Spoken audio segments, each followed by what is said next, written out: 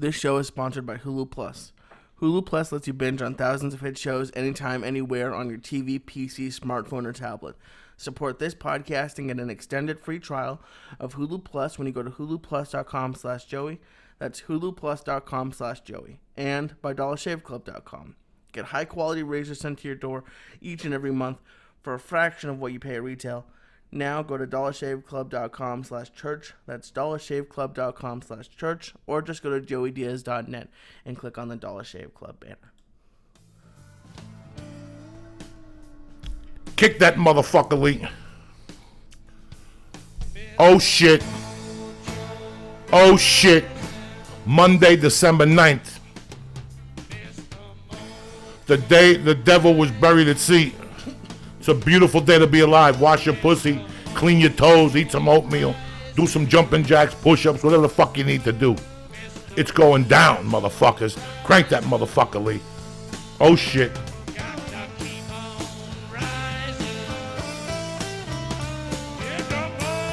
Are you fucking kidding me or what? He's rising. He's rising, cocksucker, just like you. Rising from the dead like Jesus on the third day. Fuck the Jews. I'm making a comeback, bitch.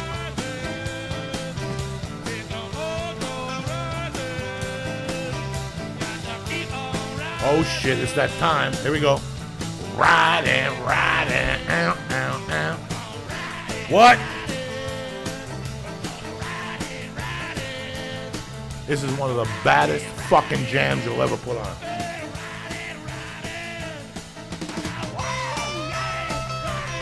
Oh! Yay! Here you go, motherfucker. This is your thing right here. This is the killer right here.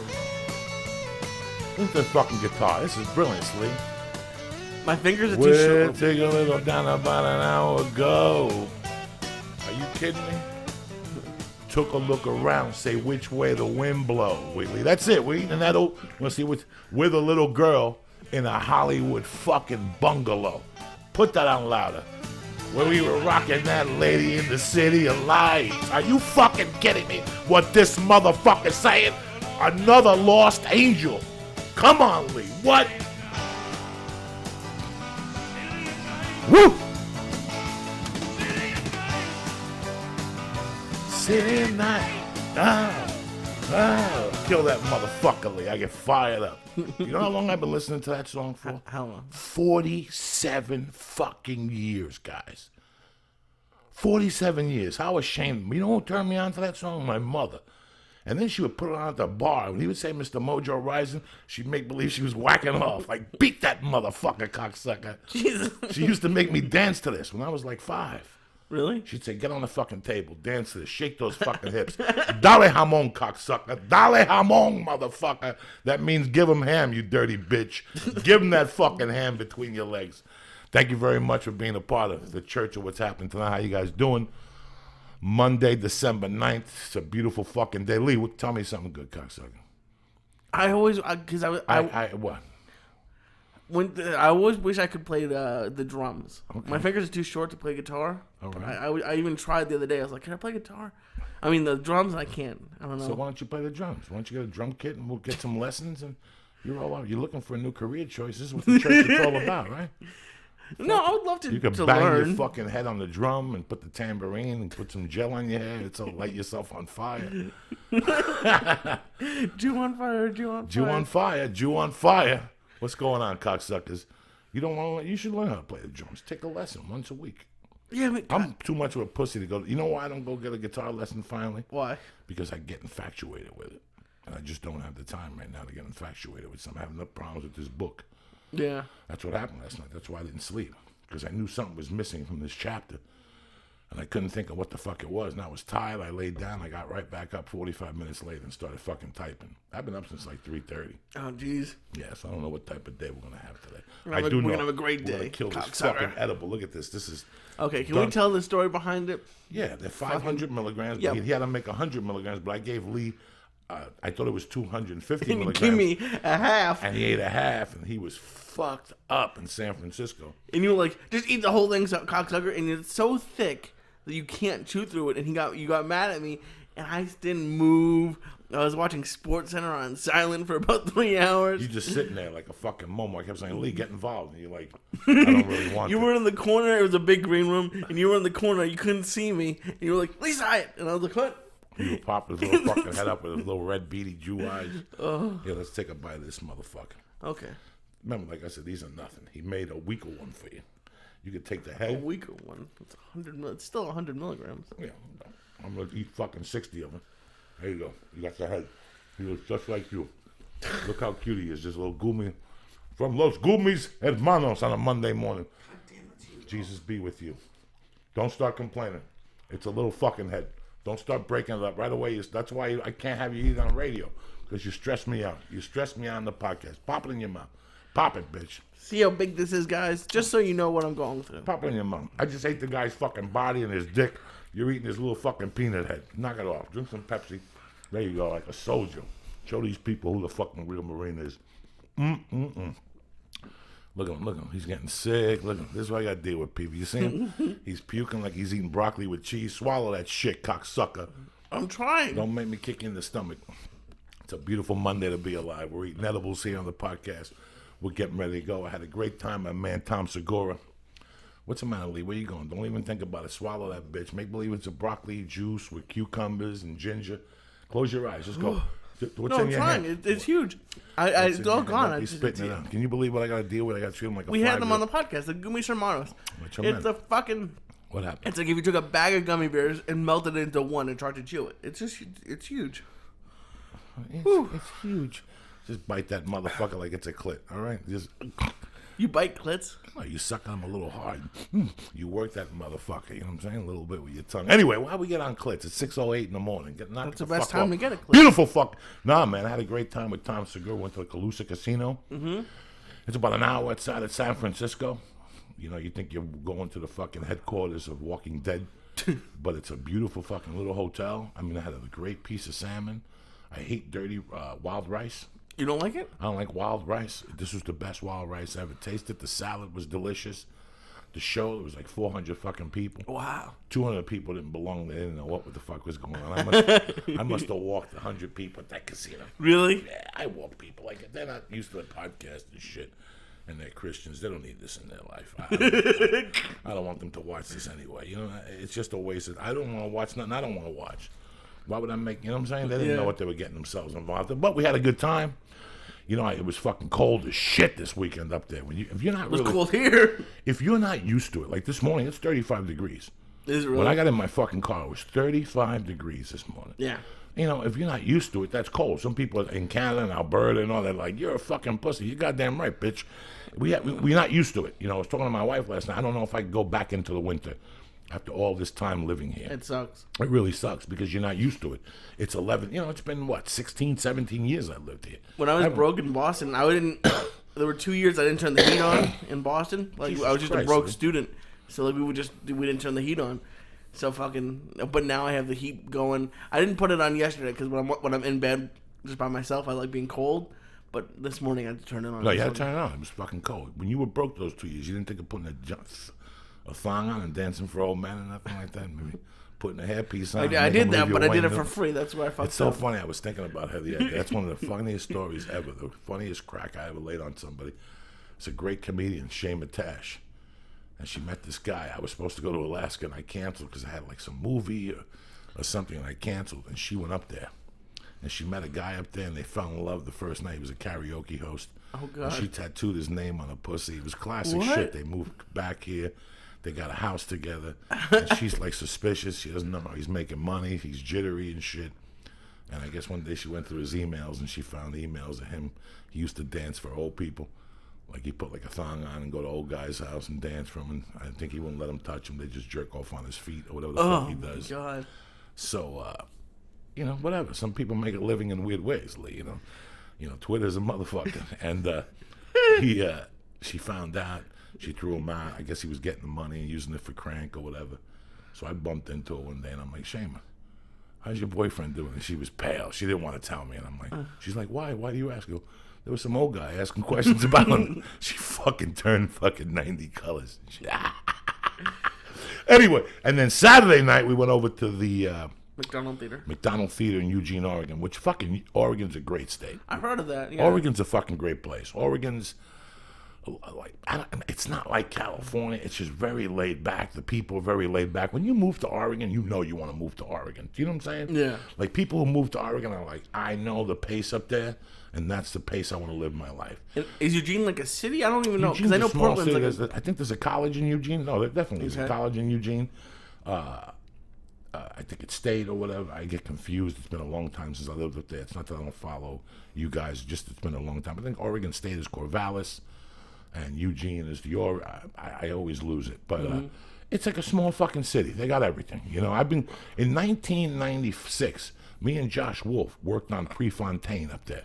A lot of people don't know that there was a movie called Prefontaine that the Scientologist produced, his company, and it was with Billy Kudrup, the really cute blonde, and the coach was played by Donald Sutherland. Okay. And Josh Wolf had a gig through Warner Brothers of going up there, and it was an outdoor movie with an audience. So he was the audience warm-up, and I was like his assistant. And there was an audience for a movie? Yeah, because like The Longest Yard, those people sit there in the stands in between their extras. So their audience, so you got to keep them entertained. You got to do raffles. You got to give out T-shirts. Somebody's handing out water. Those people, you lose interest, they lose. And to keep them there, you have to raffle a car at the end, a Toyota. So we already had it down. After we did it the first time, they said, you're doing it in 3 weeks. We're going to rob a fucking car. Because they were Nike was giving away shit, sneakers. I mean, there was a room that was just packed with gifts.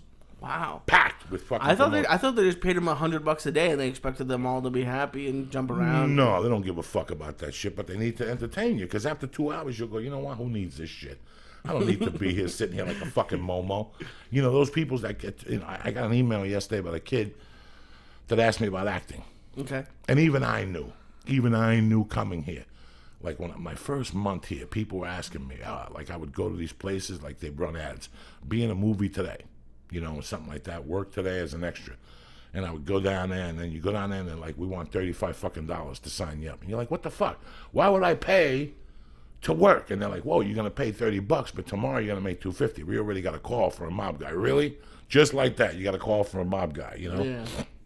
So I thought about it, and they kept calling my manager, telling him to come down here, and he was like, you're not going down there. You're not going to be no fucking extra. You know, I want you to learn acting from the inside out. And that's why I took an acting class, and I got an agent, and I went to auditions. I never fucking worked as an extra. I did stand work in Seattle. Okay. For a video, an industrial video for AT&T one time, where I would pick up boxes and move them, but nobody had lines. Do you know what I'm saying? Yeah. All we had to do was pick up boxes while a guy talked. You know, I don't like how they treat extras. That's a tough fucking job. Is it shitty? I've never been on it's like not a set that it's like shitty, that. but there's union extras and there's non-union extras. There's union extras? Yeah, and there's union extras that make $250 a day, $400 a day doing commercials and shit like that. And then there's what do you call that? Like non-union extras where they just basically stab them out the way out. Yeah. They don't give a fuck about these people. And what do you learn? To stand there, the directions of the angles. You know, like a lot of people move here to get vouchers to get into SAG. You know how tough it is to get a fucking voucher as an extra? What's a voucher? I think you need 3 vouchers to become a SAG member if you don't book 2 things. Oh, okay. So there's a couple different ways to get into the Screen Actors Guild. You could book a job, okay, and then you become Taft-Hartley. You don't have to join the union. The first one's always free, whether it's after or SAG, but now they both merged. So now it's whatever the fuck it is, after whatever, SAG, after life, whatever the fuck they do to you. I mean, you know, they are what they are. I have to be a part of the union to work in movies. That's the only reason I'm a part of this union. So there's 2 different ways. You get 3 vouchers or 5 vouchers. I could be wrong. Don't fucking crucify me. And you sit around, and that could take years to get 3 vouchers. Or you get an agent and get in there. Both ways you got to pay. Yeah. It's both like $2,500 fucking bucks now. And there's no story. You got to either finance it or make the fucking payment to join. I mean, it's a really cold play type deal. But once you get here and you join the SAG, I mean, SAG offers a lot of things as long as you take advantage of them. But back to the original story, I would not suggest to any church fucking members, you're not an extra, okay? You're the fucking man. You know, fucking extra sitting in the back, people pushing you around, they barely spit at you. Fuck that shit. You show up on a set, you're the fucking man, or don't show up on the fucking set. It's like anything else in life. Don't show up at the bar if you're going to sit in the back moping like a momo. If you're going to sit in the forefront with a cocktail sling dick and put your dick on the table and say, let's do a lemon drop, sniff this nut, then do your fucking thing. But nobody is a fucking extra. You know why? Because we fucking said so. That's why. So would you like, because I've never even thought about getting into acting. Would it be better to like be like a star of like an independent college movie or be an extra on like a Hollywood movie? I'd rather you get experience. Okay. I'd rather you get experience than go on the set and get a negative outlook on it. Because as an extra, eventually one day you're going to get a negative feel for being an extra. So you're going to get a negative feel for acting. It might turn you off to acting. Okay. Do you follow what I'm saying to Yeah. you? I don't want somebody to do something to deter them from acting. It's like if you come to me and you go, you know what, Joey, I'm 500 fucking pounds and I want to lose weight. You know, and I come to you and go, tomorrow we're going to do this. And all of a sudden, next thing you know, you're running 8 miles your first day. I just deterred you because you think you're never going to do this shit. I'm never going to do this, Joey. If this is what I need to do, I'm never going to do this. But if the first day we walk and come back and stretch, that's it. And the second day we walk a little more and come back and stretch. And the third day we just do, you follow me? There's a way to do it gradually. I'd rather the way I did it was I took an acting class and I watched fucking movies. I could tell when somebody comes on a set and hasn't watched a fucking movie. Watch a fucking movie. Really? You can like You could fucking tell. Like, haven't you ever watched a fucking movie? So, number one, keep your fucking mouth shut. Nobody gives a fuck about your opinion. You're getting paid. Keep your mouth shut. Again, keep your fucking mouth shut. Nobody gives a fuck. If you go in as an extra, they dress you a certain way. You got to sit in a holding pen. You don't eat with us. I mean, they really make you feel. It's like going to fucking prison. Prison's a fucking day camp. It really is. These people complain. What do? You sleep, they wake you up. It's how they wake you up. They kick the bed. They turn the lights on you. Anybody ever just turn the lights on you when you're sucks, sleeping? yeah. It sucks, dick. It humiliates you inside because you can't get up and break their fucking head. The same way happens towards fucking extras. The same way happens when you're anything in life. And you come into a realm like this where people think because they have a little bit of power, they could say something to you. You know, it's the same thing. Whether you're going to prison, whether you're fucking on a set, whether your jobs. How many people have jobs right now? You're sitting at your desk and you're fucking listening to the church or you're whacking off or whatever, but you know the boss is a scumbag. And because, this guy would be sucking dick on a corner if he didn't have this fucking job. You ever get those bosses know that this guy would be sucking your dick on a fucking corner if you fucking looked at him in the eye the wrong way. But now he's sitting there telling you what to do, and you're in a spot. You got to pay your bills. You got to pay credit cards. You got to have a child at home. You can't really say nothing to this motherfucker. Do you know what that does to your psyche? it kills you. Do you know what that does to your central nervous system? That you can't lash out. And that's the way society is sometimes, but there's a way for you to lash out. And that's to be better than that motherfucker. And then one day get up and go, you know what? Suck my dick, bitch. And what? Say something so I can blast you with this fucking desk. Part of the reason I became a comic was because I didn't want a boss. I don't mind having a boss, but you got to treat me with the respect I'm going to fucking treat you. I'm going to show up on time. I'm going to drink the fucking coffee. I'm going to empty the trash. I'm going to pick up a piece of paper. That's the other part of being pissed at your boss. If you act like a fucking momo all the time, then you can't be mad at your boss. Your job starts at 7. You got to be there 20 to fucking 7, doing jumping jacks, at ease, drinking coffee, being a little bit fucking enthused. So all those things come into play also. Not everybody's a bad person, but on some jobs, like I remember when I sold cars the first time, I'm looking at these guys, and they're fucking criminals. But they're walking around with suits on, talking about playing golf. Salesmen, yeah. Yeah, because they make good money. So now they're playing golf. Listen, in all my fucking years, I wouldn't touch a fucking golf club unless I'm hitting you on the fucking head with it. Because do I look like I fucking play golf? What's golf going to do for me? You can't put a silk hat on a fucking pig. Okay? You can't put a silk hat on a fucking pig. Always remember that. I would love to see you play golf. One time, I went out to Alpine, New Jersey, did a couple bumps, had a couple cocktails. The sun gave me a migraine. Never again. But do you understand me? Like, I worked with these criminals. I'm looking at these guys. And the first couple of weeks, you have, like, this blind alliance to them because they're your boss. Then one day, you're like, fuck you, bitch. Who the fuck do you think you're talking to, motherfucker? And they freeze. They die. Because nobody's ever said that to them. They die, and the real pussy in them come out because that's the only control factor they have over you. When you look them in the eye and you know what? Fuck you. fuck this job. Say one more word so I could knock you fucking out. And they look at you like, what the fuck just happened? No. It was a misunderstanding. Next thing you know, you got him in the fucking office and right in front of the main guy. You're like, fuck this punk. He treats me with no fucking respect. You want to go outside, bitch? And that's where it ends. Now the guy sees it. The boss knows that you might be busting his balls. Trust me, I'm telling you. You got a guy that's busting your balls, that's making your life miserable. You know what, guys? You were looking for a job when you found that one. Trust me, I'm telling you. Because after a while, it's going to break you down as a man. It's going to break you down as a man. It's going to break you down as a man. Do you know what that does to you? It's like dating a fucking stripper and she's out there sucking dick and she comes home to you. It breaks you down as a man. You could play it off like, yes, whatever. I'm a free open. You're a fucking jerk off. Some guy's coming in your fucking wife or some guy's coming on your fucking girlfriend's titties and you're sitting there with your friends at some party giggling like it's acceptable. You dumb motherfucker. You dumb motherfucker. Be a fucking man. That's a word of the day today. Be a fucking man. I remember being broke, paying child support, having attorney bills, going back to Colorado, and all eyes of the world were on me. All the eyes of the world were on me. And I got a job. I told this story at Sprinkler Motor. Sprinkler Motor was a used car lot in Longmont. My friend Jim Wheeler got me a job out there. And there was a guy out there, Shotgun Doug, that I knew from Aspen, that gave a girl coke one night. And he went to the bathroom. He came back. He said the coke was missing, so he got a shotgun and put it to her head. So some guy was walking. What? This is a true story in Aspen, Colorado in '84.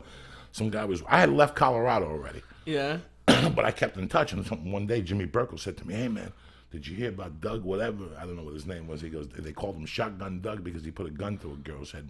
He got all paranoid on coke. So one day I see this guy in Longmont, Shotgun Doug, a guy I knew in Aspen 5 years fucking early. Not even. It's. I knew him in '83. It's 93 in Longmont, Colorado. And he comes in. He's a wholesaler now. I see him all these years later. I'm like, what's up? And it's a Christmas party at this fucking place, whatever the name of the car dealer was. And it's a used car lot. It's a fucking buy here, pay here lot. But you can make a lot of money at those. And I'm sitting there, and this guy's like, hey, man, how was it being a fucking convict? And I'm like busting my balls in front of everybody on the basketball court. Like, he thought he was cute, He goes, where'd you learn how to play basketball like that? In prison? Like, he was trying to be cute. And after the game, I called him over. I go, come here, let me talk to you about something. I got some blow. And I took him into the alleyway, and I grabbed him by his ears, and I banged his head against the fucking trailer, because it was a trailer, like a lot. I fucking banged it like 18 times. Bah, bah, bah, bah, bah, bah. And all of a sudden, they came out and like, what's going on here? And they fired me. And they're like, how can you get fired a week before Christmas? You know what, man? Nobody talks to me a certain way. And if you catch, there's some days you get away with it. I just giggle. But there's certain days when you got that fucking black ghost on your neck. You ever get those days you wake up on the wrong side of the bed? I do, but I never acted on it. No, you got to act on it sometimes, because now it eats away at your fucking stomach. Like, I know even you get mad at me sometimes, but fuck it, you got to say something. No, not it's never in the way like that. But I think a lot of people listening probably have the bosses like you were talking about, because I know I did. Oh, we all do.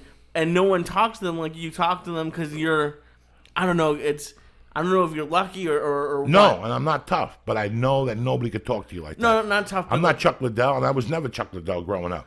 But something inside of me is not going to let you talk to me like that. If I'm fucking up, you could talk to me how I deserve to be fucked up. You deserve it. You're not supposed to call me stupid or asshole or something. You pull me inside and go, I got a lot of faith in you. You've been slipping lately. I know you're drinking. I know you're doing drugs. You're not doing your job. You got this broad. Whatever the fuck you're doing, it ends today. You go home, you think about it, and you know the guy's right. Is that some people pay you to fucking do a job. Yeah. And then we fuck up. Those are the people that burn me up. The people that fuck up. And then when you say something, you're the bad guy. That controls, that because that used to be me. Mm-hmm. That was me. Where I could do something, you're like, Joey, what the fuck? And I'm like, dog, Lee, how can you say something and I get mad at you? Then a year later, I'm like, I'm not friends with Lee because he told me the truth. There's a bunch of those motherfuckers running around that you just can't take it no more. One day you go, hey, man, I appreciate it. I come here every day. I pick you up at 9. Do me a favor. Be downstairs at 9. It's like when you ask somebody for money that they owe you. Mm-hmm. After like a year, you're like, do me a favor. Can I get that $200, man? They get pissed at you. There's some people that you can't say nothing to in this world. But you have to break that mold, because if you don't say something, then it bothers you. It eats away at you. So you have to say something sometimes like, hey, I gave you this a year ago. I gave you a fucking CD a year ago. You never gave it back to me. You know what I'm saying? Like, I gave you Led Zeppelin CD to listen to. Just simple things sometimes. So that's what I'm saying with the boss. I mean, before you tell your boss to go fuck yourself because he's telling you not to be late. That's not what I'm talking about. We all know the thin line in conversation. We all know the thin line, you know. I had this boss when I worked at the sports betting service that was basically a dick. He wasn't a dick. Let me tell you what he was, Lee. What? He was a real Jew, okay? And he was a great guy, and he never talked down to you. But once it was post time, it changed. When you were outside that door, that line, it was great. Man, this guy, listen, I'm going to tell you what this guy did for you. On Monday nights, you worked from 10 to 6, and right at 6 o'clock, there was a limo waiting for you outside. He'd take you to the best restaurant in town, buy you fucking whatever you want on the menu. Once a month, you went to Vegas on Tuesdays and came back on Wednesday. Stayed at the Mirage, went to the owner of the Mirage's fucking office and had dinner with him, whatever the fucking guy's name. On Fridays, before fucking work, you went to the movies. On Sundays, he was such a Jew. He would get bagels flown out from Long Island, whitefish, all that Jew stuff. You know, the fucking herring, pickled herring, all that good shit. Yeah. He would get it flown out. How many Jews do you know? And he would say it. You're working Christmas Day because Jesus was a Jew. I don't give a fuck. And you understood what he was talking about. He didn't talk down to you. He didn't say nothing to you. He put it away in its life, what needs to be done. Everything else, it's great. You went down that live, you jumped up and down. But today, from 6 to fucking 2 in the afternoon, this is what needs to be done. There's no giggling. There's no time where you giggle when you got $1 million made today, right? That's when we giggle. And at first you go, but then it's life. Today he's very successful. He's not even in the business no more. He's a real estate guy, but it all came from that. He was a Jew. He was the last of the real Jews I bumped into. There was no drama, and I loved him. Till this day, I still act like him. I still act on the actions that he used to talk about. It was, when I got divorced, I was a little soft still. Like I was halfway there, but I was a little soft. Life is against me, blah, blah, blah. And he kind of fucking was like the last screw. Juan was the first one that toughened me up, and he was the final one. I remember like one day going, yeah, Christmas Day, and it was like, no. Christmas Day is the biggest bowl game of the year. There's 2 football games. You want to sit at home with your kids? Go. Get a job at a supermarket. And you can sit at home with your kids. But in this office, we work from 6 to fucking 12. And you go home at 12. You're going to go home with $3,000-$4,000 in your pocket. What a better Christmas is that? That's how Jews run. And you'd sit there and go, he broke it down for you in the right fucking way. Yeah, and was he there? Like that? Every day. Yeah. Not this shit he was calling you from Swahili. No. I always hated that. Like, oh, we're going to work the day before Thanksgiving, but he left on Monday already to go somewhere with his family. No. Yeah. He was in the office with you. When you walked in and there was a foot of snow, he was in there waiting for you with sandwiches, and he made you feel good. There's a lot of people you go the extra mile for when you get there. No. When you got there was coffee, hot chocolate, bagels, sandwiches, eggs. He would order food for you. You were taken care of. But on the other side, this is what he wanted. He expected you to work. There was no drama in his world. And him and his brother were fucking great. And part of the reason that I hit life so hard sometimes at the end was because of them.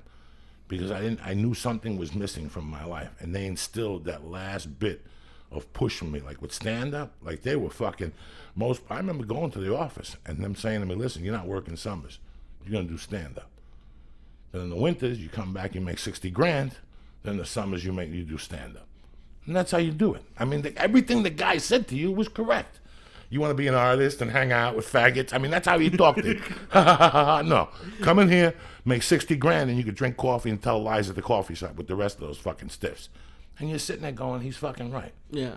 So that's the mentality you got to go out with today. You know what I'm saying?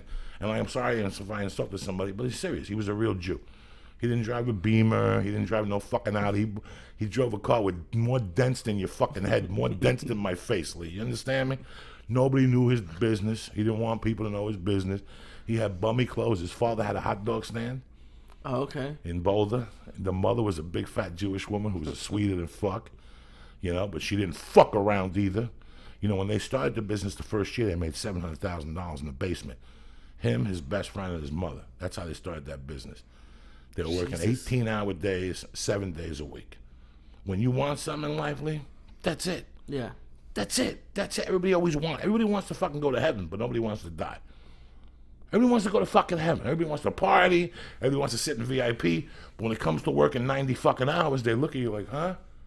No, I want to sit around and play fucking Spacebox, whatever the fucking shit, PC4 or Game of fucking Death. You want to play the Game of Death? Get a fucking knife and get a car and get out there, motherfucker. That's a game of death. You understand me? But that's the problem with society today. Nobody looks at things like that. Everybody wants to go to vacation, Saint-Tropez. God forbid you can't keep up with the fucking Joneses in this fucking society. Well, it's hard because especially unless you're working for yourself, you kind of get downtrodden because you could put in 1,000 hours, but you're making somebody else rich. But then again, what about if you are working and he's paying you and you're putting away money and you're doing the right thing? If you're not blowing your money and you're putting away your money to open up your own business. No, you can put away money, but let's say you kick ass, you do some places, we don't pay overtime here, or we need this. Oh, they always try to fuck you. So but there's always a way for you to fuck them at the same time. You just have to figure it out. You can't let yourself get depressed. You can't. And yeah. Listen, when somebody comes to you and goes, I'm gonna pay you, you got to look at it as you're doing your art for practice, and you're only gonna do it for a set time, and you're gonna move on. Mm-hmm. Somebody hit me that they're working at Walmart or something, and I said to them, you know what? This is just a short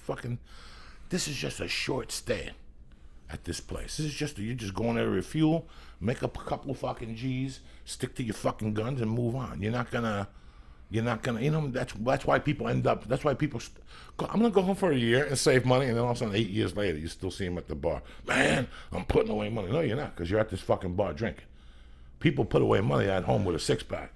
Instead of spending 22 at a bar, they're at home spending 8, and they fucking get fucked up. Yeah. You understand me? So there's ways to do things, and there's ways. I love people who tell you, I'm putting away money to move. Really? Just fucking get it together. Get the fuck up. I like situations. I spoke to somebody the other day, and it was hysterical. They're broke. I told them, shake your titties. And I could tell she got offended. But I don't give a fuck. You got kids? You got to shake your fucking titties. Ain't nobody going to give you nothing. Ain't nobody gonna give you nothing in this fucking life. Ugats. You got ugats coming to you. You go to a guy if you're a fucking woman who's a 6, a 7, and you go to a guy to borrow money, that's the first thing he's gonna say to you. How are we gonna pay this back? Well, let's do this. Let's shake those titties. Let me come on them, and we call it even. Then you got a decision to make. I'm not telling you gotta be a fucking whore, but it's better than walking around with bunny rabbits in your fucking pockets. You know what I'm saying? Yeah. No, absolutely. How's that Gummy bear working? It's hitting me. I hear you. You look good. You see what I'm saying? After this, you get dressed, you take a shower, you put some mousse in your hair, you go get a fucking bagel. By that time, I'll go to the gym and you pick me up later. There's no there's no R&R today in your life. That's it. It's over. The Jew is back. You sat on that fucking couch all weekend marinating. I went in there. It smells like a wild animal. You've been scratched. You haven't even taken a shower in 3 days. You're sitting there scratching your nuts, thinking about mama. You got to get it together, son. You're 25. Well, fucking don't give me edibles if you want me to do stuff. What? I wasn't here all weekend. Oh, this weekend, yeah, I fucking didn't do shit. You gonna blame me for fucking Friday? I called him and said, "What are you? I'm watching football. What are you, Jimmy the Greek? Get up, go see some fucking sun, cocksucker. If it wasn't for D'Agostino, I would have had to peel you off that fucking couch." Absolutely. No, I fucking love doing nothing. Well, you better stop, because it's over. Once you come back from Boston, there's no more nothing. You're going to be working 10, 12 hours. I am. No, but it's kind of what we were talking about. I don't mind doing the work. Like with you, like you called me and we sent something extra to the CD guy, and I've just been I love doing that stuff, and it makes, I've noticed in myself a big difference when you don't have that. Because when I was going to the jobs I hated, I had a fucking negativity all just around me. Like I felt bad, but I'm a little bit worried about money now, and I'm waiting for unemployment to come in. But it's I feel so much better, and if you were like, oh, we need to do this and record or edit, and I would work 24 hours a day. But it makes a huge difference when you're positive, when you don't have that negativity around you. Sometimes there's some jobs that just don't agree with you. And, it's a bad time of the year to be talking about not having a job because it's the holidays in January. You want to start that. But there's a lot of jobs that don't agree with people. I did something for a while that just didn't agree with me. I mean, it ate me up. I think when I worked for family, it really fucked me up. When I was married to my first wife and I worked for a family, it used to fuck with me because I was the best one on the crew. I had to be. Because when your family, a lot of people slouch. I never wanted to be that slouch or that loser. I always wanted to work double harder. If you have an editing office lead and you come to me and go, Joe, I want you to come work here, I would go in there and try to be the best editor because I would never want somebody to say, well, he's Lee's friend. Yeah. He slacks off. No. I turn that shit around. If I'm Lee's friend, I'm going to go in there and show you why he's my friend and why he gave me this job. I'm going to embarrass all you motherfuckers and show you what I do. That's how you suppose. That's your attitude, Lee. That's your fucking attitude. And if that's not your attitude, a lot of these jobs, you're going to keep failing. You're going to keep going from job to job. You know how I know? Because I was one of those people. I used to fail at that shit because I was customer service oriented and I worked hard, but there was a chip on my fucking shoulder. You know, I just didn't want to do. I still remember being fucking 21 and working at something electric on 40th and Bergen Line Avenue, Swift Electric. I was an electrician in Aspen, and when I came back to Jersey, the jobs were in Hoboken. They wanted to pay $8 for apprentices. I was getting like $16 an hour in Colorado, you know? All of a sudden, I got to fucking dig in fucking crawl spaces and learn residential wiring. I didn't want to do that shit. I wanted to do commercial shit and wire commercial buildings and work with pipes and bend saddles and all that stuff. So I get back to fucking Jersey, and the only job that was available was at an electronic place where electric supplies, where you went and bought the wires and the switches and all that shit. Okay. So I went to work there. It was an entry-level position. My friend Kurt DiLorenzo's mother got me the job as an electrician warehouse union. I think I'm a part of it. I still got to check if I sign up. And I went to work there, and the fucking warehouse guy was a scumbag. He had gotten a job there, like, as a kid in high school, and now he was there 20 years, you know, and he had, like, a nice car, and they were like, he's a success. He bought a house down here. He's got this fucking 83 Z80. Like, for people from Jersey at that time, that was success, you know. He comes to work, you know, he works 6-7 days a week here. But the guy didn't like it when you came in. Like, I'm the type of guy, I don't like you telling me what to do. I know what to do. You don't ever have to, like, if you say, Joe, you're working for me at 8 o'clock and I get here at 8 and you don't show up till 8:30, when you get here at 8:30, I'm not going to be sitting down. I'll be picking up papers, sweeping. I don't like people telling me what to do. I know what the fuck I have to do. That's the other thing. A lot of people in life wait for them to tell you what to do. I could look at a room and know what needs to be done. Empty the fucking trash, vacuum, take those boxes out of here. There's shit that needs to be done. A lot of people don't know what the fuck to do. You know, if you go to work for somebody, you got to work one step ahead of them. So they don't have to tell you what to do ever. And that's the same thing in life. I got to tell you what the fuck to do. Why are we doing this? You have to think about this shit without even, and that's in any job. That's in any job. No boss likes to tell you what to do every morning. Think about it. Would you want to tell me what to do every morning? Today we're going to do this from 8 to 10. We're going to do this from 10 to 8. No, I'm going to, what time you get in, Lee? 8, 10? I'm going to get at 7:45. I'm going to get a jump start on the fucking day. So when you get in, you're like, this fucking guy's got initiative. These are all parts of moving forward in your fucking life. These are all parts. You can't sit there and wait for somebody to tell you something. You got to fucking go, oh, look, that needs to be done. Bam! When the guy comes in, who told you to do that? I just knew it needed to be done. This motherfucker is thinking. That's what you hope, but I bet that guy at the electronics warehouse was the type of guy who loved to tell people what to do. Like, he just seemed, like, there are some people who have had those jobs forever who would get mad at you for, no, that's not the way we do it here. Like, we like this is the way we do it, and they change it a little bit, or they just, people who love being the boss, like they would get. I bet that's why that you clash with people, because they don't like people who are trying to do it different or leaving them out of it, or it's those are the bosses that always kill me, that are such micromanagers. You're like, well, we got it done. Like, what are you talking about? And it just that always killed me. I had a bunch of bosses like that. It's that time, cocksucker. I'm so. Fuck it. You got to get more fucked up. It's Monday, December 9th. 16 more fucking days till D-Day. Well, you're Jewish, but don't give a fuck. You're still going to get presents and give presents. Your girlfriend's Catholic. By the way, what are you going to do when you marry this broad? You're going to have to convert. Those Mexicans don't marry Jews, you know what I'm saying? You're going to have to wear a little fucking yarmulke with a cross on it and dance. Well, she's cool. Her mom, I haven't seen him yet, but her mom, I told you, has all that like stuff in her house, all the Virgin Marys. Yeah. And she has like prayer circles. Like, they don't go to church. The mom and her friends just get together at the house and set up altars and do these little prayer sessions. And I'm like, what? Like, I've never seen anything like that. But no, that's actually a big thing for me, because Jews don't pray. Jews just go to the bank. No, that's it. Jews go to the bank. They don't need to fucking pray. What pray? I brought 3 rolls of penny in this motherfucker. I deposited $1.20 today. You know what I'm saying? What fucking pray? Is that big with you and Terry? Because my parents, one of the biggest things they fought about was religious stuff. And I know you and Terry you're both Christian, but it's a little bit different. I'm Catholic. Yeah. And I'm a little Buddhist, and I got the Santeria fucking base. My wife is Christian from whatever. It's very interesting you asked that, because I went to her church 2 weekends in a row. The first weekend, it was okay.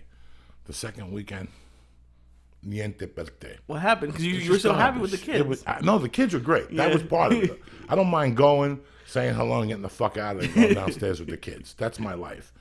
I didn't like the upstairs. I just didn't like the session. I didn't like the attitude, the giddiness, I didn't like this. Some guy came up and sang a song with a fucking acoustic guitar. Oh, the guitar is killing me. To do light, to talk about light. Like, this is a song about light. I didn't hear light one fucking time. You know, just it's people in love with them. What you have to remember is we live in an area where people are in love with themselves. Yeah. And they'll tell you how they didn't want to move here for acting, but that's why they moved here. Then they moved here and they realized it was hard, and they swam their fucking logic around. They became something else, and now they're down on acting. But at the end of the day, they still have that glimmer, that hope. And at that church, they shoot a lot of movies. Oh, okay. A lot of people hang out there. So that was the other thing. As soon as I went there, I could see who's in the bit. That's not what that stuff is about, man. At least it isn't to me. When I show up somewhere, I don't want to see other people from the industry and people going. It's like that wedding I went to. You know, I thought about it. Since the wedding, I've never heard from that guy again. Because his whole point of inviting me to a wedding was to let people know that he knew some comedian, or he had the chick from No Doubt there. Really? We'll consider this. We'll continue. Call coming. Hold on. What's up, you sexy motherfucker? Hey, what do you say? You know me. It's a Monday morning. It's fucking freezing out. Oh, can you fucking believe it? Oh, my God. It was cold in that car this morning. I had the heat on. I had the fucking electric seat warmers, everything. I had to go and unpack the fucking ice scraper from Chicago. Jesus Christ. What's going on, Mick Betancourt? How are you, my brother? I'm good, man. I just got back from Chicago. I was there for Thanksgiving. Okay. And, man, I missed that town, man. I don't know if it's euphoric recall, you know, because when it was cold as shit, all I wanted to do was leave, but now all I want to do is go back. That's fucking amazing. I just miss it, man. The people, the food was ridiculous. Oh, the food's always ridiculous in those big cities, brother. Especially there. Once you bite into that fucking Italian beef with the sausage combo, your fitness, all that shit about juicing, all that shit about jumping jacks, and your health goes out the fucking window. No. I swear to God. Double bit combo sandwich with provolone, giardiniera, and red sauce. Throw some green peppers on there for good measure. You have no fucking idea, Lee. The fries. Hit it with hot sauce in the mouth. You have no fucking idea. That Italian beef with the fucking sausage combo, good googly moogly. You tell your heart to suck your dick. Chicago thing too. Yes, it's a fucking Chicago thing. The Italian beef sandwich is a fucking tremendous. And you know what? They have places here in Hollywood that has them. I don't want to name no names. They all suck. They all suck, especially Montaigne's place. That's the worst fucking place ever. They got 15 Mexicans, and not one of them is from fucking Chicago. No. The only thing that's good about that place is they kind of almost perfectly stole, and as we all know, in Chicago, stealing is a noble profession, so you let it slide. They almost stole the recipe for Lou Malnati's pizza. They're about 40% the way there, but 40% on something that's fucking like if Michelangelo and God came together and made a fucking pizza. So if you're 40% close to that, it's better than anything else you're going to get. Really? Anyway. The pizza's good in there? You got to get the deep dish. It's got a lot of oregano on it, but it's. You've had Lou Malnati's in Chicago. You guys play the fucking Chicago Theater when you're there, right? Yeah. Delicious. Yeah, it's pretty. I mean, you can taste remnants of it, and I've never tasted anybody get anywhere near that recipe. Wow. Like the crushed tomatoes on there. That and the cheese is kind of spongy with a little tang kick to it. It's they're not fucking around. That's the only thing there, though. The hot dogs are shit. The buns are stale with poppy seeds. The beef tastes like a fucking ass. It's horrible. Everything else. It does. But the pizza, it works. What's going on in your world? How's the podcast going? It's great, man. I got Chris DePetta on today, owner of the Punchline in Atlanta. And I've been getting these great guests, man. And they're not... for whatever reason, sometimes people climb up when they come on your show, and so far everybody's been real open and up for a real fucking conversation. Because I like to talk about fear, I like to talk about obstacles, I like to talk about actions. Because we came up like fucking knuckleheads. I didn't know, I didn't have a ton of really, really good motivators in my life, or inspirations, or role models.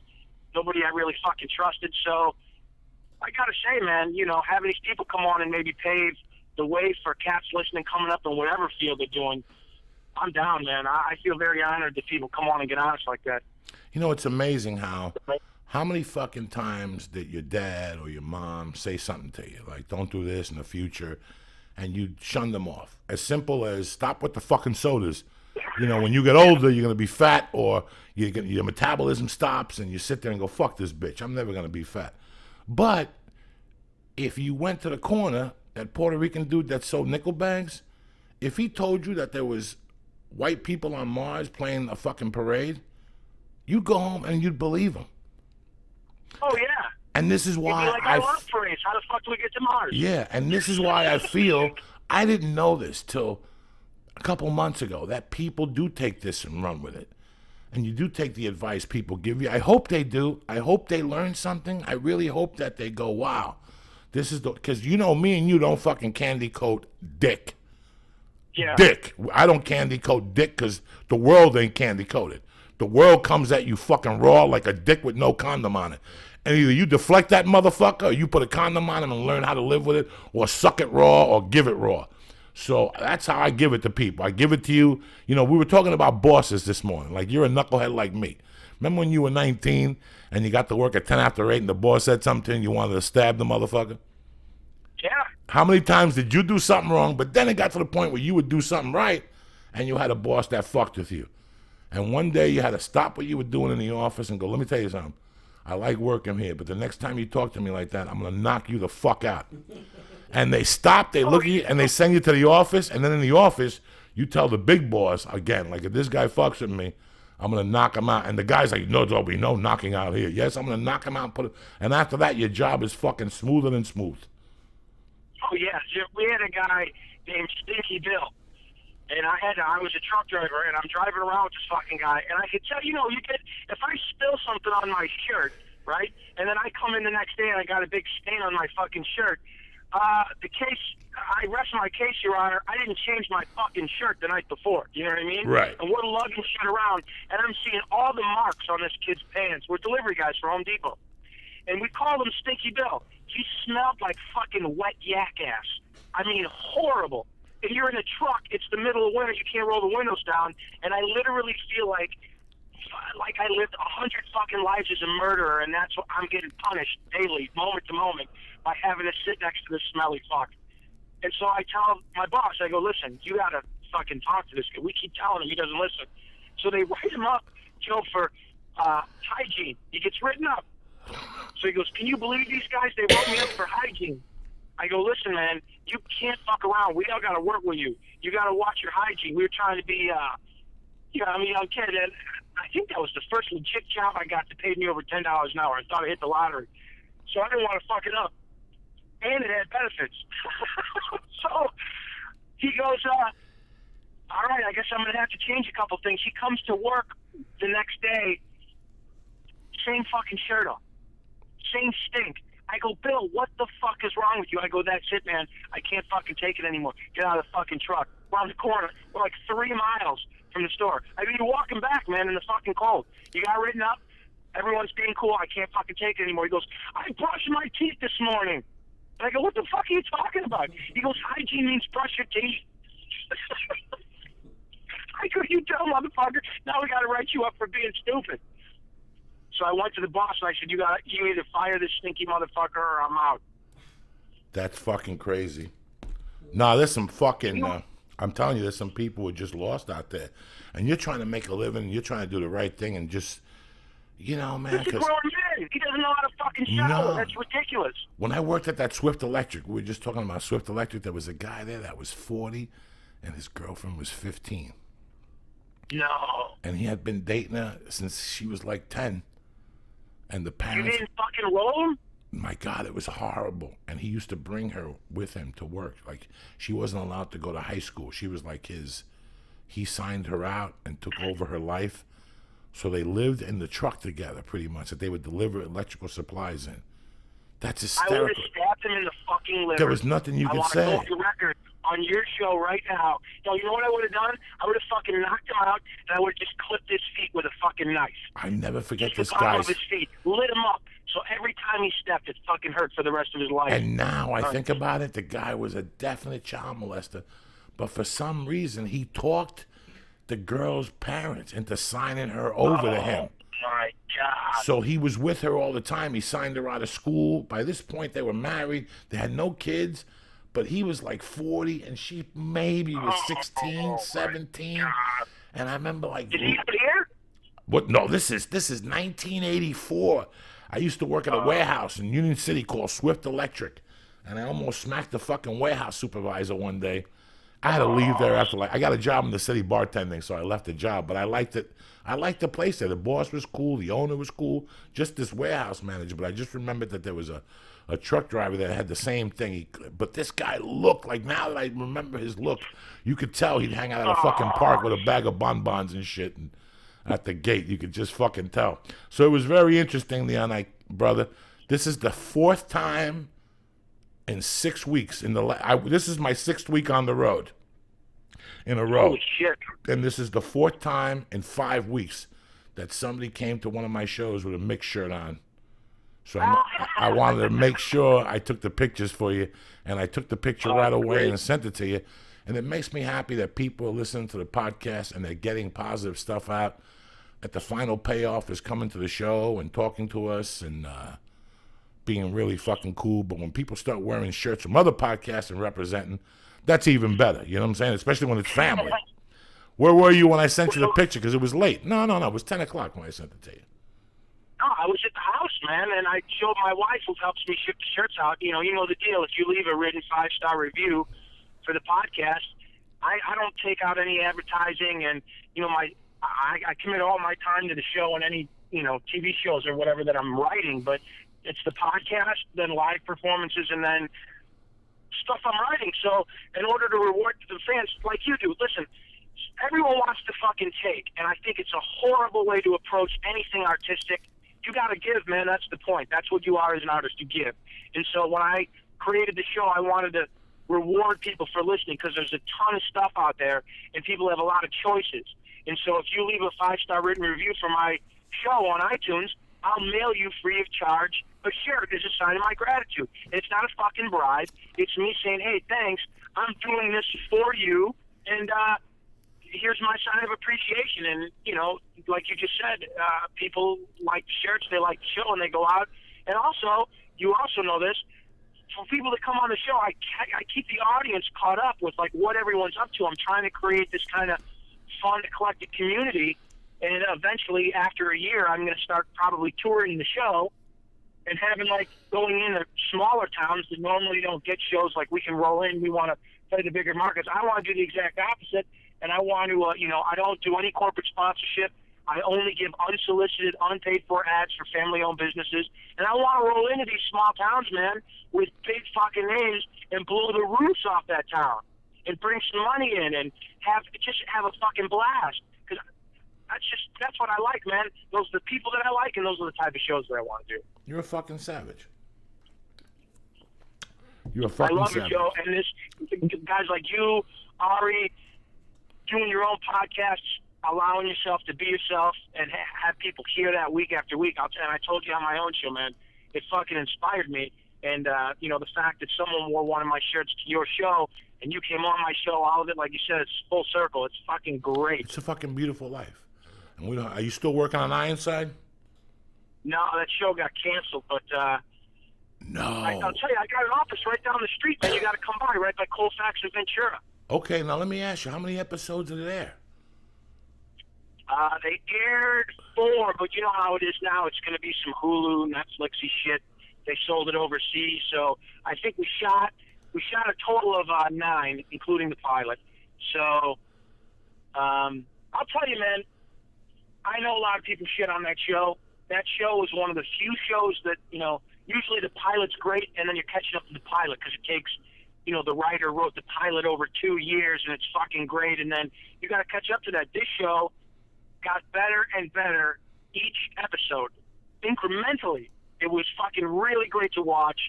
So I think if people just online give it a chance and get into it, I wrote some shit on there that I didn't think I'd be able to get away with on cable, and they let me write it, and it was on NBC. So, pretty interesting, man.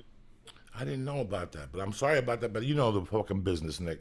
1 week you're up, 1 week you're down. It's what you do when you're fucking down that fucking matters. Anybody could be up. It's when you're down. What the fuck? Coming out on Christmas Day, right? What's that, little brother? Your movie's coming out Christmas Day, right? Yes, it is, man. I'm very fortunate. They're playing the shit out of the trailer. You made the fucking trailer. I was in the movie the other day. I elbowed Kid. I'm like, fucking, there's Joe. It's, I can't tell you the feeling when I saw the fucking trailer. I can't tell you how overwhelmed I was, man. I'm lucky as fuck, but I'm not lucky. I hustle, and I keep in touch with people, and I send emails, and I look through my old emails, and I send them, and every once in a while, you send the right email or you do the right commercial and you stay irrelevant in this business, because every time you do something every 3 or 4 months, you stay a little bit irrelevant, and I lucked out. Some people go to acting class. Yeah, some people go to acting class for 8 years and do all these things and do theater. And I came here and I got into an acting class and I did movies and I finally got to work opposite somebody that, the fucking deal, bro. You know the deal sitting there. You got to be prepared when they call, when they fucking say hops. You're in the game. You got to fucking be ready to hit the homer. That's it. And you got Sylvester Stallone there, who, let's face it, that's Rocky Balboa. All right, Sylvester Stallone is old and he looks wrinkled. And listen, I'm not jumping up and down with Sylvester Stallone, but at the end of the fucking day, guess what, bitch? That's Rocky Balboa. That's a guy that had our dream. He had the same dream. He wouldn't sell that fucking script. He wouldn't sell it, Lee. He had to fucking sell his dog. He wouldn't sell the fucking script until that movie got cast the Friday before the Monday. Do you know that? Do you know that the original cast they had fell off? And that movie got cast the fucking Monday, the Friday before the Monday. They got Mick, they got the girlfriend, and they got Paulie. So think about how you get years to think of a fucking movie and to cast this movie. And this guy is Sylvester Stallone. You got the old guy.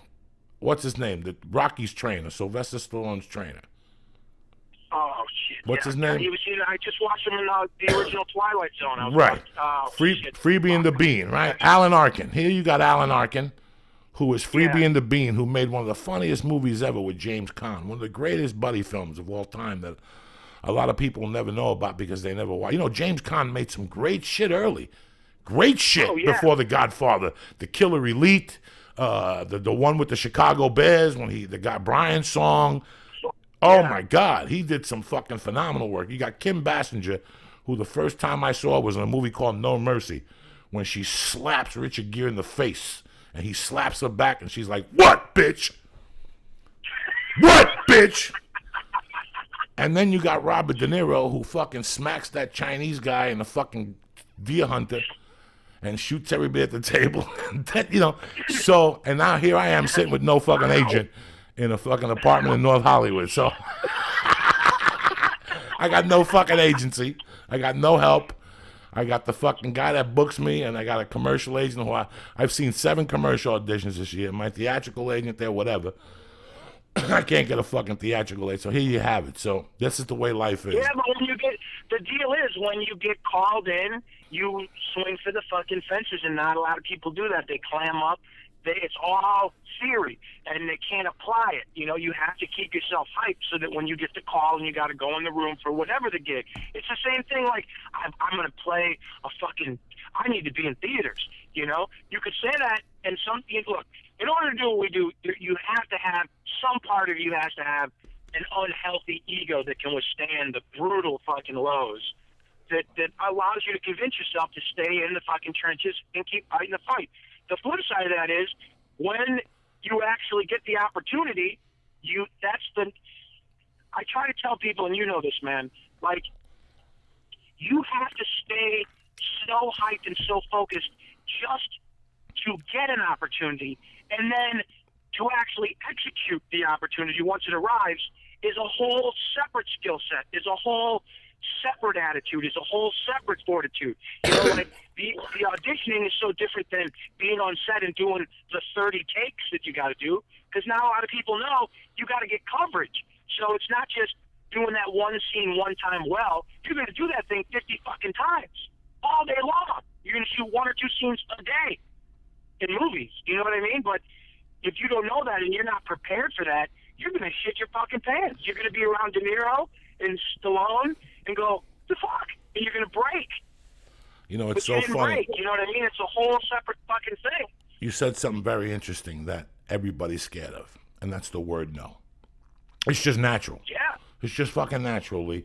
Hey, let me suck your pussy. No. Hey, let me sleep at your house. No. Let me borrow $10. No. No is, let me work here. No. Let me teach me how to play the drums. No. There's always something, I think that after I don't know if you heard this when you came. Like someone said, it's 100 no's for every yes. Yes, absolutely. Absolutely. But I think that guys or women or whatever, when you dabble in pain in some part of your life, or you've even dabbled in addiction. Listen, one night I was so coked up, I broke into my friend's house and slept in his basement on a mattress. At one point, when you wake up and you don't know where you are, I looked over my shoulder and I was 6 inches from a piece of mortified dog shit. And I remember looking at that dog shit. That is the bottom of my life right there. You telling me that I can't be in a movie doesn't mean dick to me. You telling me you're not going to put me on a Comedy Central special doesn't mean dick to me. Put me in a mattress next to a piece of dog shit again. That'll fuck my world up, because I never thought that I could ever go that low. So it's how you look at the fucking no. Whenever I hear a no, I'm like, I'm one no less. I'm one no less from my fucking goal. And it might be a YouTube video or it might be a movie with Robert De Niro. I don't know unless I keep plugging. That's right. I'm never going to know. Well said, man. When I walk into an audition, Mick, when I walk into an audition, as when you walk into a job interview, as when you walk into any position where you're going to be put against a wall, you don't think of anything good right away, Mick. None of us do. You think about all the bad things in your life. You think about, I'm short, I'm fat, my ass smells like a fucking goat. I can't stop eating. I'm addicted to peanut butter. I pick my toenails with my teeth.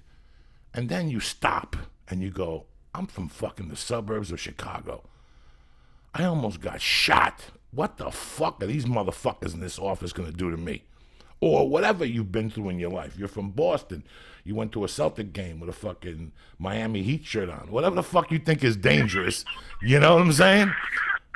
Whatever the fuck you think is dangerous in your life. When I walk into those auditions, am I going to sit here and tell you I'm not scared as I'm parking my fucking car? As I'm walking up those stairs? You want me to tell you all the things I hear of people telling me I'm a loser? You're a piece of shit. I robbed this. I stole this drug deal. I hear everything bad I did in my life. And as I open that door and I look at those motherfuckers and I sign my name on the list, I think about my cock. I swear to God. And I think about my mother dying. I think about my mother coming from Cuba. And I think about finding my mother on that floor with that black and blue fucking arm of hers, dead. And I think of the things I have to fucking do. And that's it after that. You're done. After that, Mick, you're fucking done. You're done. Oh, yeah. You're done. This guy told me one time, he goes, you're in charge of how you let people treat you. Because I always thought, it's like a game of fucking pong. I'm defending, I'm deflecting. Fuck that. I'm in charge. I'm not in charge of you. I'm in charge of how I let you treat me. Done. End of story. If I want to be fucking kicked around, I let you do that. If I don't, I don't. It's up to me. But I got to fucking get to a place where I understand that, and I can take actions that allow me to just live peacefully and calm. I think the second I got out of the gimme line and I got in a thank you line, that's when my life changed. You're a beautiful man. Like where's mine? No, fuck. No. Hey, I'm glad to be alive. I'm glad for any opportunities you give me. I'll tell you what, when you call me into the game, I give 110%. That's what I do. I don't fuck people over. I don't lie. That's it. That's how was that the way that I was my entire life? No, that's the way that I'm doing it now. I can't rewrite the fucking beginning, but I'm rewriting a new ending. That's why I love you. Hey, let me ask, what are you doing for the holidays? My mother-in-law, if anybody out there is a praying man or woman, her name's Eileen. She's going through some health issues. So if you could pray for her, that would be very much appreciated. We're going to go back to Chicago and spend some time with her. You're a good fucking man. What days does the podcast come out, brother? On Mondays, we share Mondays with you, and it drops at midnight on Sundays. Every Monday, I try to get a great mix of people from the drama world, the comedy world, and I've had a hitman on there. You know, I get a nice wide variety of fucking guests. So, yeah, check it out. It's called The Mick Betancourt Show. You can email me directly at the Mick Betancourt Show at Gmail, or you can follow me on Twitter at Mick Betancourt. Mick, I love you. Happy holidays, and I'm happy you called in today. And I hope Love you you too, get a brother. new fucking job, cocksucker. Good. Everybody's beautiful. I hope yours is the same. We'll talk before Christmas. All right, I'll see you. I love you, man. Love you too, brother. That's a good fucking dude right there. Yeah. By the way, today's podcast has me going to leave here, and I think I'm going to stab somebody today. Today's a good fucking pod. I like getting motivated on a Monday. I know it's not the funniest podcast or whatever, but we're going to fire you up for the new fucking year. Let me give some shout-outs, bitches. My main man, Mike Callie, Ryan Kennedy, Michelle Herrera, Ethan, Angela Rojas, Nick, Maria's call. I don't fucking know. Pit-looking guy. Pit-looking boy. Andrew Mayhem, I love you, cocksucker. And Mike World Peace, or Mike World some shit, I don't know. That's all I got for you. I can't fucking see. I love how fucking you just realized now a guy dating a 15-year-old is a child molester. It wasn't a clue back then. I just remember, Lee, I didn't know the laws then. It was 1984. I was 21 years old. I was a young kid. I was scared. I used to go, at that time, I was really trying to get my life together. I was only snorting on the weekends. On Sunday and Monday nights, I'd go into the city then and get 8 Valiums for $10. And I would take a Valium every night, so I'd be in bed by 10. People were like blown away. But you can't put a silk cow in a pig. Within 3 months, I snapped and started doing blow, and I went fucking nuts. But I remember at that time, I just remember him. He used to wear like it was February of 84 till about May of 84 when I worked there. And he used to wear the Parkers with the hood, with the fur around it, And the girl was half retarded, so she just sat in the middle of the truck. But if he was out of the truck and she was out of the truck, she'd be standing next to him holding his hand. He wouldn't let her do anything without holding her hand. Jesus. And he would tell the loaders, put that in first, because I got to load this in Union City. Put that in second. Come on. And then he'd tell her, get in the fucking car. Get my sandwich ready. And he'd go in. She'd get like some type of fucking sandwich. But now thinking about it, I forget what the fucking guy's name was. Now thinking about it was amazing how they let the guy work there. I mean, he was a good driver. He never drank. There was no problems. That's why they let him work there. But he used to bring the girl with him. Like I said, she had to be 16. Not a good-looking girl. She could see it. I guarantee she had problems. The parents couldn't afford her medical bills or whatever. Maybe he had insurance, and he married her. I don't know what the deal was, but it wasn't. And in those days, in those neighborhoods, nobody really gave a fuck, I think. They gave a fuck if you were a child molester. I mean, if you took the kid in, he wasn't the guy in Chicago or Cleveland that had him living in their fucking basement, deprived of vitamin D. At least he had her out in the sunlight, you know what I'm saying? He's gonna, whatever. Oh. So, I'm talking to vitamin D. On it, motherfuckers. 2014's coming. On it has a sale no matter what the fuck you do. Plus, once you use our code, you get an additional 10% off. I don't know if it's free shipping. You got to check all that shit. Listen, they got the kettlebells. They got the fucking other kettlebells. They got the ropes. If you want to be Tarzan, they got that part of it. If you want your body in tune, you want your mind in tune, you got your Alpha Brain. You got your fucking Shroom Tech, whether you want the sport or the fucking immune. You've got the new mood. You've got the stevia. You've got the hemp protein powder. You got the hemp protein bars. You got the turnaround 180 if you want to fly. Guys, there's so many fucking different things to offer, but you're never going to know unless you go to onit.com, take a look at what the fuck they got, order it. Put my thing in the box. What's the thing? Church. CHURCH. In the fucking box. And that's it. Who's better than you? Boom. 3-4 days later, you got some on it. Start yourself on a program, whether it's walking, whether you want to see if the Alpha Brain has like a tremendous guarantee on it. I don't know what the fuck it is. Joe used to always talk about it. Give it a fucking shot. You're sitting there like a moron, scratching your fucking head, thinking where to start. That's where you start, with your health, because without your health, you got guts. Number 2, in a couple of weeks, we lose Dollar Shave Club. You guys got like a couple fucking days to take opportunity of this. $1, $6, and $9. You go to my fucking webpage, joeydiaz.net, and you go to the Dollar Shave Club box, and what's the code? Church, CHURCH. Don't be so fucking stupid. You don't have to look it up, cocksucker. It's right there ahead of you.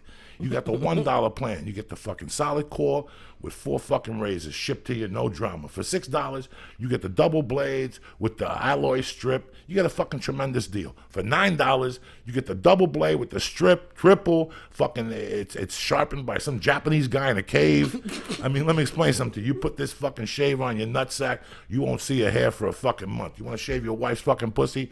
The same. I wouldn't suggest shaving your wife's asshole. Do that on your own time. Dollar Shave Club does not represent or stand behind the comments made by Joey Diaz about shaving a woman's asshole. Number 2, you got $9. What's 9 times 12? What the fuck, Lee? I give you this. This is what I'm talking about. $96? $96 a year, and you know that your shaving products. 108, sorry. 108, and you know your shaving products are coming. Why go to the store and stand there with the thumb up your ass looking for razors? You know you're going to get fucking raped. So do me a favor. Go to dollarshaveclub.com or go to joeydiaz.net. Go to the box, press in, church, boom, get your fucking deal. $1, $6, $9, all right? That's how the fuck we roll here. Who the fuck you think you're dealing with, Lee? Who the fuck you think you're dealing with? Joey Bananas. You know?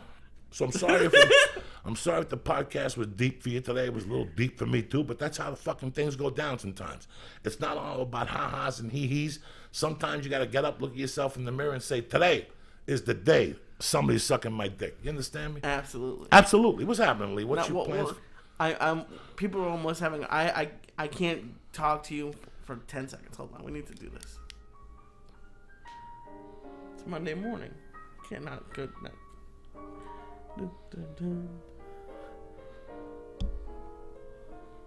Oh shit. I wanna be around. There you go, motherfuckers. To pick up the pieces when somebody breaks your heart. Somebody twice as smart as I. Okay. So, did you have a point you wanted to make about going to your church, your wife's church, or no? Because we got interrupted. No. Listen, they have a tremendous daycare program there, and if you're gonna have a religion, I want the religion to be real from the heart. I have nothing against your religion. Everybody has their own religion, whether it's Christianity, Lutheran, Episcopalian, whatever the fuck, Catholic, Jewish, whatever the fuck you are, but make me feel like I'm in a religious thing. I don't want to get beat up or whipped, but it's 2013, you're still fucking boring me to death with the fucking Jose Feliciano acoustic fucking guitar. I can't deal with that shit no more. The guitar kills me. It was fucking terrible. Let the choir fucking sing. That's number one. Then they just got into conversations that I don't want to talk about in church. That's it. That's all it really was, you know? And it's not my type of church. Remember, a happy wife, a happy life, guys. I'm not going to go over there and bust her balls about the church. I'm just not going to go. She's not going to get mad. And she's cool with that? My wife doesn't get mad at that type of shit. My wife understands that I'm impatient. I'm very fucking impatient. You know, I snap at the drop of a fucking dime if my impatience, and if I could be doing something for an hour at home, you know, and I feel bad because church is something that you do as a family, but it's not really my type of church. I don't want her to go to the Catholic church unless she feels 100% committed. Do you understand me? Mm-hmm. So that's where I stand. I have nothing against nobody's religion. I talk a lot of shit. I respect religion a lot. There's people who are atheists or whatever. But all religion is hope. So by you telling me you're a fucking atheist, you ain't got no fucking hope. We all have hope for something. Okay, it's stupid that we bow before a shrine or whatever, but maybe it isn't. Who the fuck knows? Chinese people got Buddha, they're lighting incense, they're putting rice out there for the fucking guy. Who knows? The Cubans do the same on Monday. The reason why I play it, I want to be around because in the Cuban faith, Mondays are for the spirits. You know, Mondays are to put a candle and light candles for the people that you lost and to let them know you're still thinking about them. You know what I'm saying? That's what Mondays are for in my house. Yeah. And my mother used to go the extra mile. She'd light candles and put a dish of food out for them and shit. I'm not that fucking crazy. Now, I still don't think I believe in God. I'm more agnostic. But when I was younger, I was atheist. When you were younger, your mom passed away when you were 15. Were you atheist at that point? Like, because that would be reasonable. No, God kills your when mom. I was born, I was very Catholic. Uh-huh. You know, I believed that my father was in heaven. You know, so that's how it started, people. It's not that you wake up one day and say, I believe the fucking Bible, you know. I believe your father's dead. You love your father and you believe that God has your father. Mm-hmm. What God, again, that's up to you. He could be with fucking Johnny Hindu.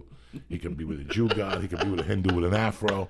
Who fucking knows? I'm not here to criticize your fucking God. So that's how it started for me. Mm-hmm. And then after that, you know, you go to church and blah, blah, blah. And then when I was about 7, my mother took me to see this lady called Bev on 148th Street.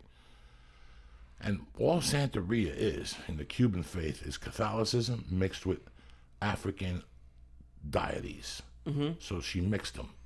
And she would tell me stories about the Catholic gods and blah, blah, blah. And it just amazed me. And I can't lie to nobody. I fell in love with it. I fell in love with it. And I really felt protected. Once I got put in Catholic school, I understood it, Lee. And I understood it, people at home. But I didn't. I didn't understand all these extra things for Catholicism. I didn't understand why I got hit if I did something bad, if the Bible says to love. I didn't understand why I had to drink my fucking milk. You know, I didn't understand all these fucking things where they'd smack me in the fucking mouth. I didn't understand all these things in the church, like how I had to go to church every fucking day. Or I had to put money in the church. I didn't understand a lot of these things. So that's when you become Bruce Lee. Mm-hmm. That's when you, in your heart, you like some things, but you don't like the others, so you becomes a Jeet Kune Do. That's all what Bruce Lee was a Jeet Kune Do of what he believed. He believed a little bit of judo worked, a little bit of jiu-jitsu worked, a little bit of karate worked, and the rest of the shit was ugats. And that's that. At that point, I had mixed those two together. Okay, and I had a strong faith. But I also saw what was going on with Santeria, and that's what happens with every religion once money gets involved. Mm-hmm. And it ruins it. A religion is something you do from the kindness of your heart, that you do. But I understand, somebody has to pay the lights, and somebody has to do this, but it's a tax fucking break, and you know the fucking deals of a church, and that's why you open up a church, and blah, blah, blah, blah, blah. But, so, I really believed in all that at that time. Then you find your mother on the floor, with her arm black and blue from the fucking heart attack. What are you supposed to think? You know, she doesn't leave you a will. You have all these fucking things against you. Your stepdad throws you out. I didn't know. It wasn't that I didn't believe, it was I didn't know what to think. And I was pissed off. And all I wanted was a sign for him to let me know that this was just something. You don't get a sign. It just got worse for me. But I continued to snort coke.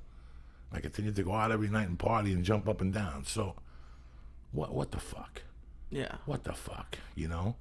And then I got back my faith a little bit when I got locked up. Really?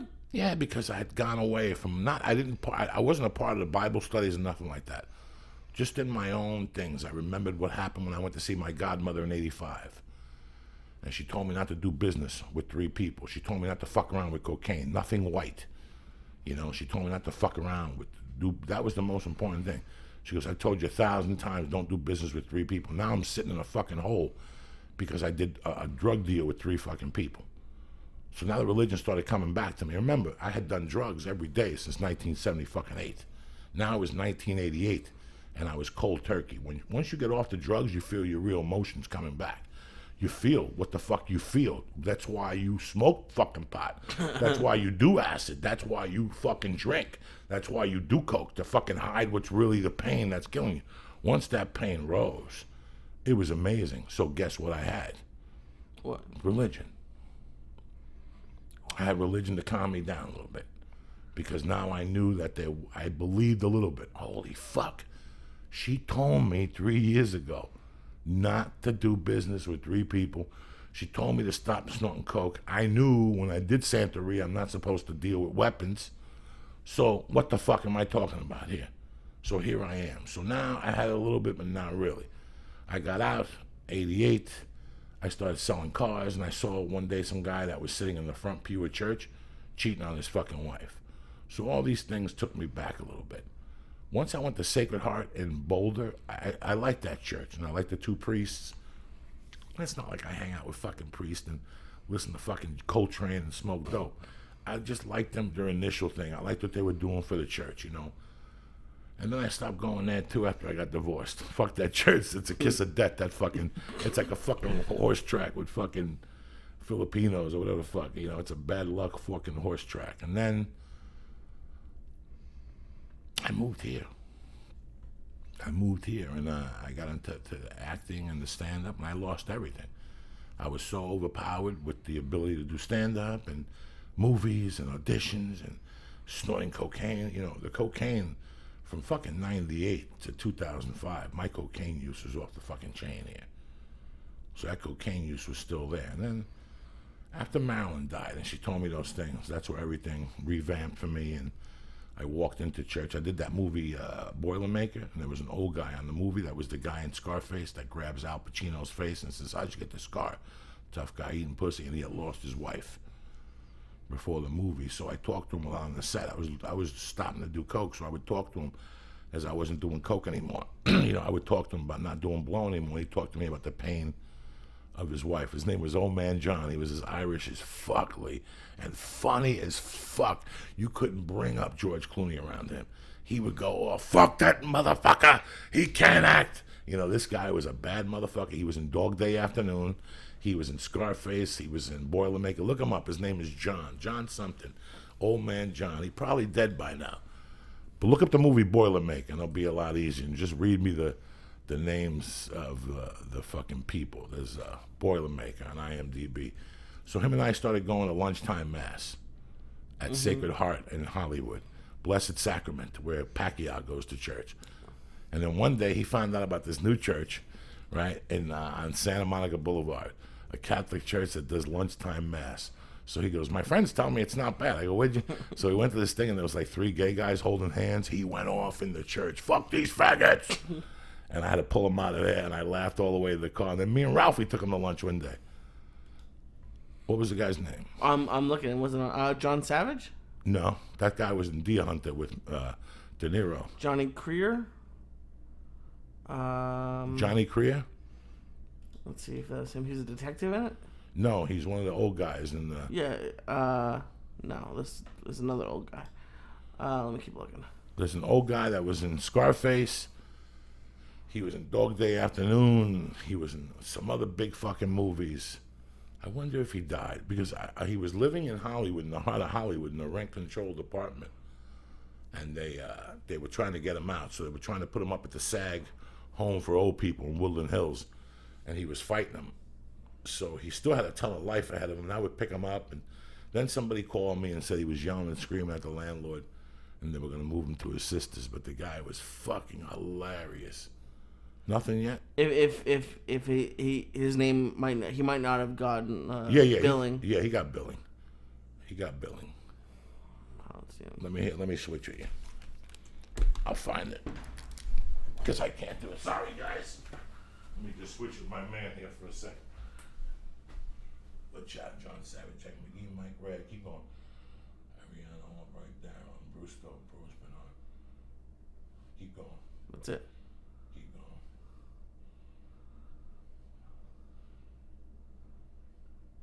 Jesus Christ. You're right. Go back up again. Wow, maybe keep going up. Jack McGee, John Savage. Wow. But he was in Scarface? Yeah, he was in Scarface. Scarface. There it is. And fucking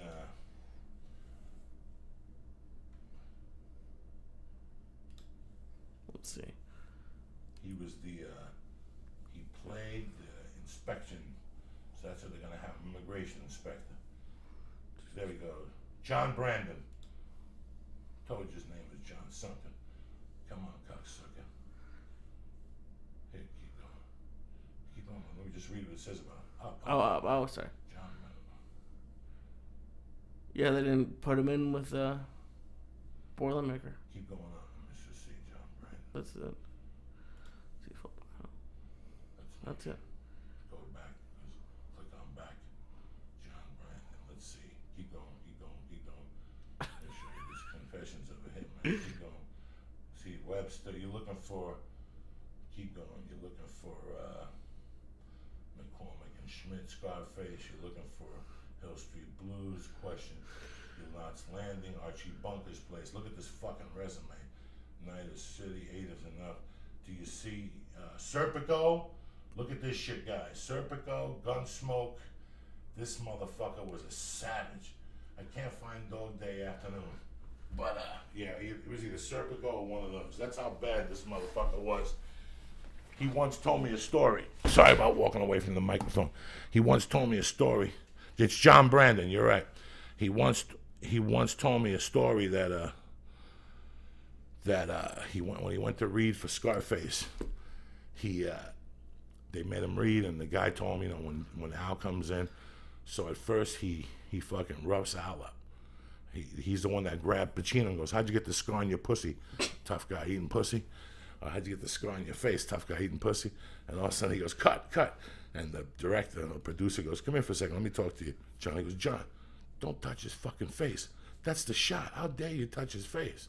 What's the matter with you? Next time, grab him gently." And next time, Pacino goes, "All right, you ready?" "Yeah, bye-bye." And all of a sudden, Branford goes, "How'd you get the scar on your face, tough guy eating pussy?"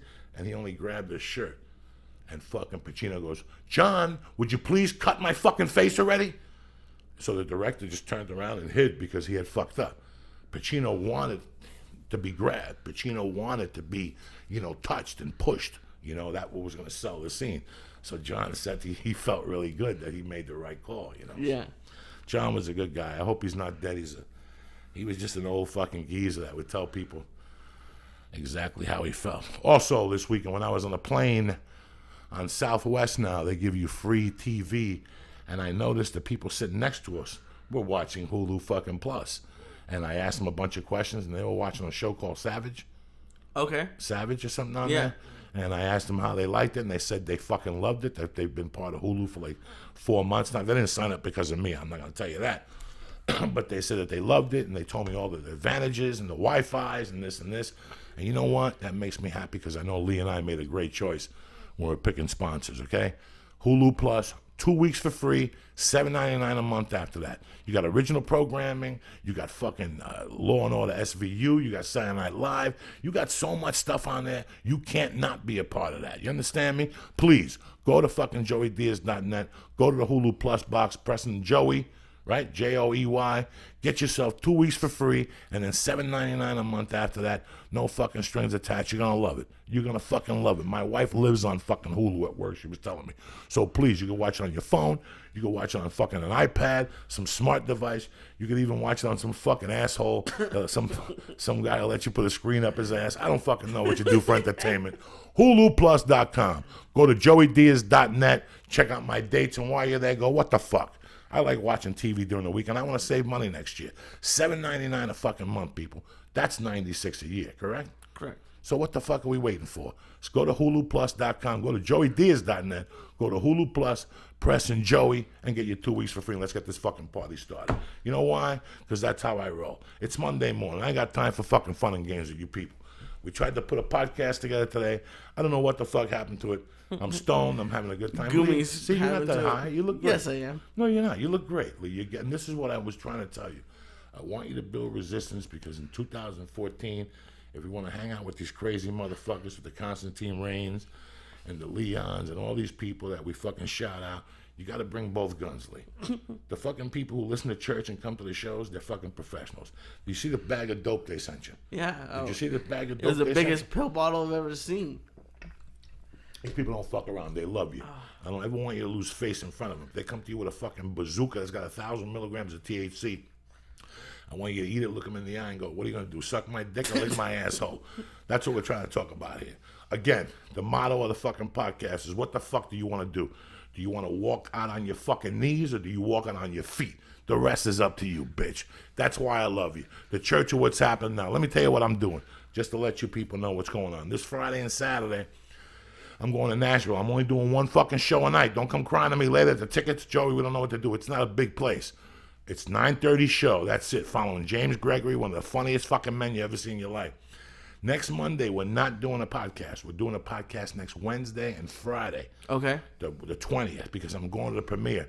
I'm taking the fucking bloggy and I'm putting it all on. I'm doing a Mad Flavor world.